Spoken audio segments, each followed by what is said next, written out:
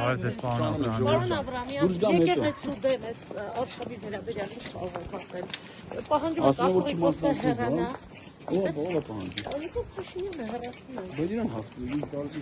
Դուք ինչ դիրքորոշում ունեք վերաբերյալ պետք է հեռանալ։ Ես իմ կարծիքով ձեզ ասել եմ մի անգամ,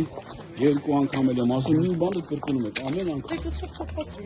Չի փոխվել։ Դուք ինչ ձև եք պատկերացնում եկեղեցու կողքին Ոնց է դուք լինել։ պատկերացնում։ Ես իմ պատկերացումների մասին դուք չգիտեք, պարոն Դուք Աբրամյան։ պետք է իմ պատկերացումների մասին իմանաք։ Ինչի՞։ Գտանք, բայց դուք չեք ուզում ես ձեր իմանալ։ Պարոն Աբրամյան, դիշխանությունը անընդհատ ասում է նախնիները թալանել են,